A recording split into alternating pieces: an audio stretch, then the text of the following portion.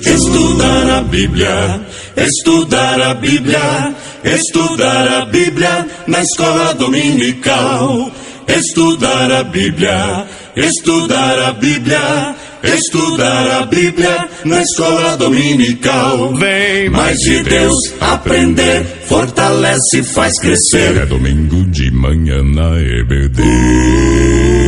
Queridos irmãos, a paz do Senhor Jesus Cristo, estamos chegando a mais um resumo semanal da nossa lição bíblica, isso na classe dos adultos, que durante todo esse trimestre, o primeiro trimestre de 24, está estudando o corpo de Cristo, origem, natureza e vocação da igreja, Estamos chegando na lição de número 10, que tem como assunto a ceia do Senhor, a segunda ordenança, tá?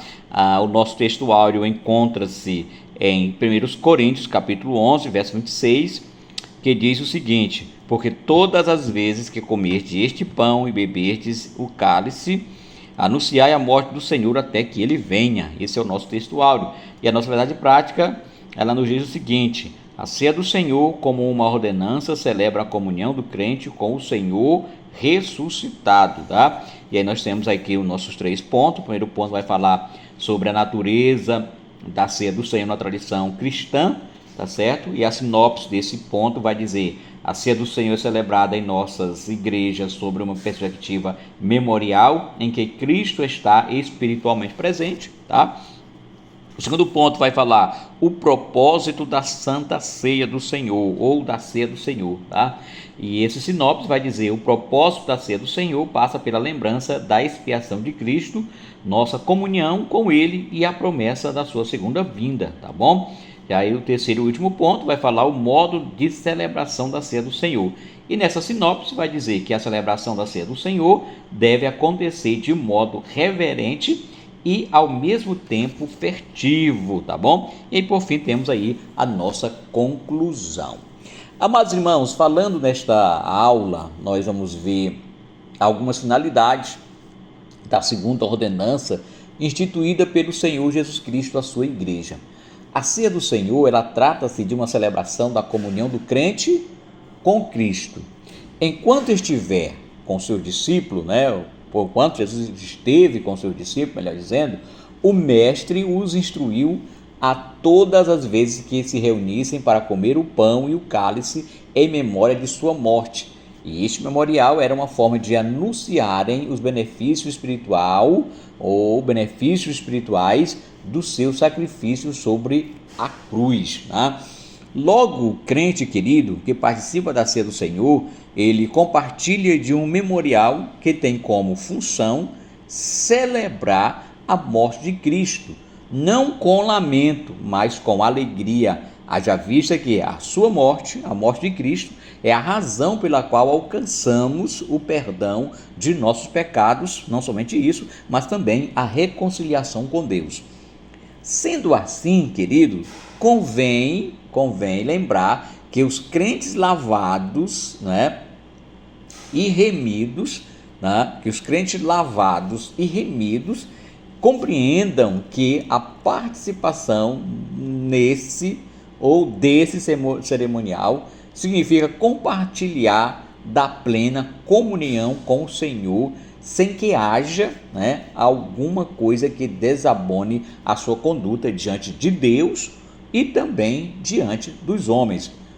Porque o grande dilema que repercute entre os cristãos é a condição espiritual para participar de comunhão, ou participar dessa comunhão, desse momento de comunhão.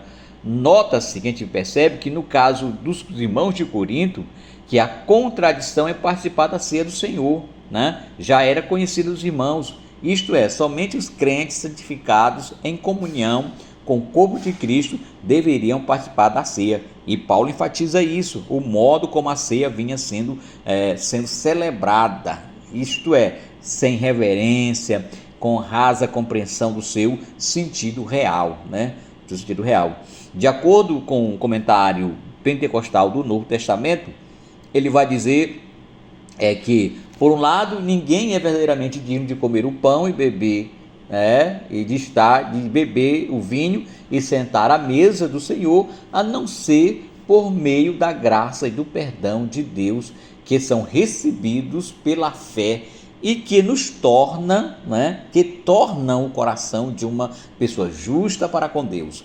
Uma pessoa só é indigna quando persiste no pecado. E pecar, especialmente neste contexto, é pecar contra os irmãos, contra os crentes, e consequentemente contra o próprio Cristo. Então essa tal pessoa compartilha a culpa daqueles que crucificaram o Senhor, Em vista disso, querido, os crentes, nós como crentes, devemos nos examinar ou provar a si mesmo antes de participarmos, para que não participemos de uma maneira indigna.